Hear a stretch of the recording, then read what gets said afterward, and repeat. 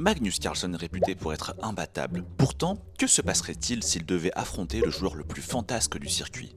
Août 2024, nous sommes au Kazakhstan, au championnat du monde. Magnus Carlsen a le sourire et replace joyeusement ses pièces. Mais son adversaire n'est toujours pas là, alors que le match débute. L'arbitre enclenche la pendule et Magnus joue pion en E4. D'habitude, c'est Magnus qui aime arriver en retard.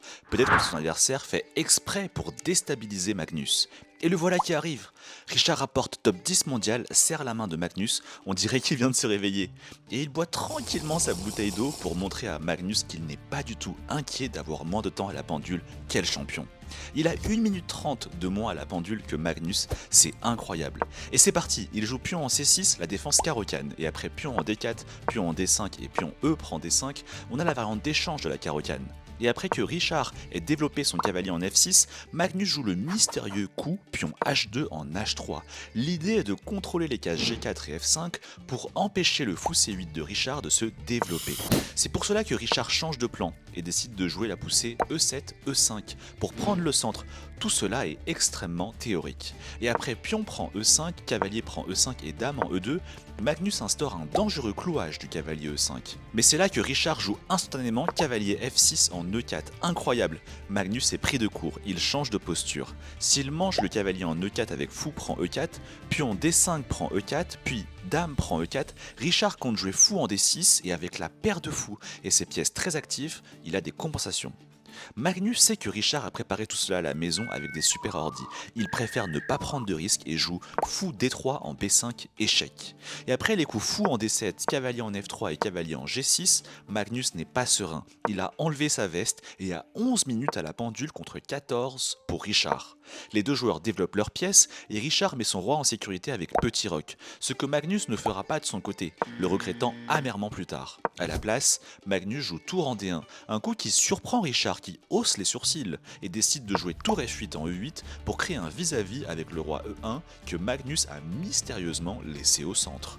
Alors qu'il n'a plus que 6 minutes contre 11 minutes pour Richard à porte, Magnus décide de jouer cavalier, prend E4 et après tour E8 prend E4, Magnus réfléchit longuement.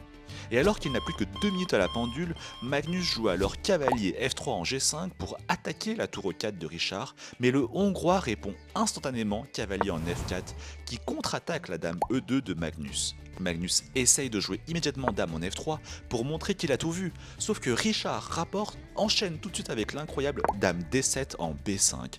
Magnus est sous le choc et place tout de suite sa main sur sa bouche. L'idée du Hongrois est incroyable. Si Magnus mange la tour avec cavalier G5 prend E4, après pion D5 prend E4 puis dame F3 prend E4, Richard jouerait l'incroyable dame B5 en E2 échec et mat. Magnus joue pion en G3 pour attaquer le cavalier noir en F4, sauf que Richard enchaîne rapidement avec pion en F6 pour contre-attaquer le cavalier G5 de Magnus. Magnus est sous le choc, il recule sur sa chaise et replace ses pièces sur le côté. Magnus regarde partout, il ne reste plus que quelques secondes à la pendule, c'est chaud. Il mange le cavalier de Rapport, Rapport fait de même, puis Magnus mange le pion en G5, mais le Hongrois enchaîne directement avec tour A8 en F8, attaquant la dame F3 de Magnus. Magnus est dépité, il ne lui reste plus que quelques secondes et il sauve sa dame en la déplaçant en G2, mais il paraît désabusé. Richard enchaîne avec tour F8 en E8 pour accentuer la pression sur le fou E3 de Magnus. Les deux joueurs à côté restent assis et regardent la partie de Magnus car ils sont surpris de voir le numéro 1 mondial dans une position aussi difficile. Regardez le regard que lance Nepo, top 5 mondial, à Magnus. Il est vraiment choqué de ce qui se passe.